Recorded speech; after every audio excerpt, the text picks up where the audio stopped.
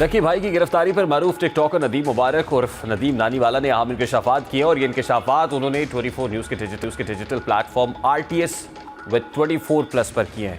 ये पॉडकास्ट कल हमारे नाजरीन के लिए अपलोड होने जा रहा है, जिसमें नदीम मुबारक के सनसनीखेज इंकशाफात हैं। रजब भट्ट और उनके साथ सिटी कोर्ट कराची में क्या मामला पेश आया, डकी भाई से मुताल्लिक नदीम मुबारक की सोच में क्या तब्दीली आई, इसके अलावा कई ऐसे पहलू जो नाजरीन जानना चाहते हैं वो इस पॉडकास्ट में बहुत हद तक मौजूद है। बहरहाल नदीम नानीवाला ने हमारे पॉडकास्ट में यूट्यूबर डकी भाई की गिरफ्तारी से मुताल्लिक भी अहम इंकशाफात करते हुए इस मामले की जिम्मेदारी social media personality doctor Afan Qaiser पर आयद की है। नदीम नानीवाला के मुताबिक गिरफ्तारी के पस मंज़र में ऐसे रवाबित और मालूमात शामिल थी जो मखसूस अफराद के जरिए हुक्काम तक पहुँचाई गई। नदीम मुबारक के बकौल NCCIA के हुक्काम की जानिब से डॉक्टर अफान कैसर के जरिए उन्हें एक मुबैना डील की पेशकश भी की गई।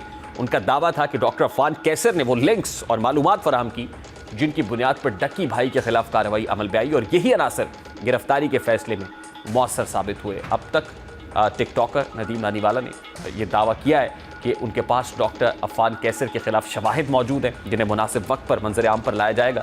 नदीम नानीवाला ने यह इल्ज़ाम भी आयद किया है कि डॉक्टर अफान कैसर पहले ही कई मारूफ पाकिस्तानी यूट्यूबर्स के खिलाफ मनफी प्रोपेगेंडा चलाते रहे और सोशल मीडिया पर व्यूज़ समेटते रहे।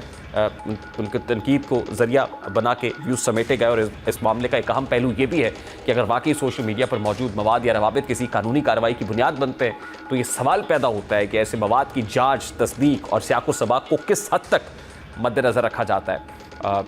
दूसरी जानिब अगर कोई फ़र्द या गिरोह वाकई कानून शिकनी में मुलव्विस हो तो महज उसकी डिजिटल मकबूलियत या अवामी हमायत उसे एहतसाब से मुस्तस्ना करार नहीं दे सकते। डॉक्टर अफान कैसर पर लगाए गए इल्ज़ामात खुसूसन मुबैना मनफी मुहिम और व्यूज़ के हुसूल के लिए तनकीद के इस्तेमाल का दावा सोशल मीडिया कल्चर के एक वसीतर मसले की निशानदेही करता है। डिजिटल प्लेटफॉर्म्स पर इख्तिलाफ राय और तनकीद अक्सर ज़ाती दुश्मनी या मफादाती बयानिए में बदल जाती है, जिससे न सिर्फ अफराद की साख मुतासर होती है बल्कि मजमूई डिजिटल इन्वायरमेंट भी अदम एतमाद का शिकार हो जाता है। ताहम ये भी एक हकीकत है कि तनकीद और सवाल उठाना जमहूरी और डिजिटल आज़ादी का हिस्सा है, बशर्ते कि वो हक़ाइक़ और ज़िम्मेदारी के दायरे में रहकर की जाए। अब इस पूरे मामले में इदारों का किरदार भी ज़ेर बहस आता है। अवामी सतह पर यह तवक्को की जाती है कि किसी भी गिरफ्तारी या कानूनी इक़दाम की बुनियाद ठोस शवाहिद, शफाफ तरीक़ाकार और वाज़ेह कानूनी जवाज़ पर हो। अगर इस हवाले से अबहाम या खामोशी बरकरार रहे तो क़यास आराइयाँ मज़ीद जन्म लेती हैं, जैसा कि इस केस में देखने में आया। इसी तरह अगर नदीम नानीवाला के पास वाकई ऐसे शवाहिद मौजूद है जिनका वो दावा कर रहे हैं तो इनका मुनासिब फ़ोरम पर सामने आना ही इस मामले को किसी मंतकी अंजाम तक पहुँचा सकता है। बिटकॉइन 2022 के बाद पहली बार सालाना खसारे की तरफ जाना दरअसल क्रिप्टो दुनिया के लिए एक अहम मोड़ है। ये सिर्फ कीमत में कमी का मामला नहीं है बल्कि इस सोच के टूटते है कि बिटकॉइन आलमी माशी दबाव से आज़ाद है। अब वाज़ेह हो चुका है कि क्रिप्टो करेंसी भी उसी निज़ाम का हिस्सा बन चुकी है जिस पर महंगाई, सूद की शरह, आलमी सियासत और तिजारती फैसले असरअंदाज होते हैं। गो कि बिटकॉइन ने एक वक्त पर रिकॉर्ड बुलंदियां ज़रूर छुई लेकिन ये तेज़ी ज़्यादा देर तक बरकरार न रह सकी। इसकी बुनियादी वजह यह है कि मार्केट में अब जज्बात की बजाय खौफ और एहतियात गालिब आ चुकी है। सरमायाकार फौरी मुनाफे की बजाय अपने सरमाए के तहफ़्फ़ुज़ को तरजीह दे रहा है और यही रवैया बिटकॉइन की कीमत को नीचे की तरफ धकेल रहा है। जब एतमाद कमज़ोर हो जाए तो बड़ी से बड़ी तेज़ी भी पायदार नहीं रहती।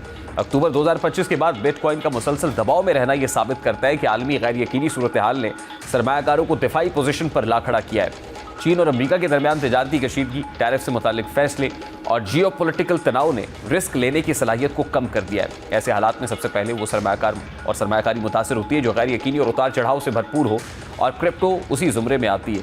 एक अहम नुकता यह भी है कि हालिया गिरावट में लेवरेज का किरदार बहुत नुमाया रहा। जब मार्केट हद से ज़्यादा कर्ज या लेवरेज पर चलती है तो मामूली मनफी खबर भी बड़े नुकसान का बाइस बन जाती है।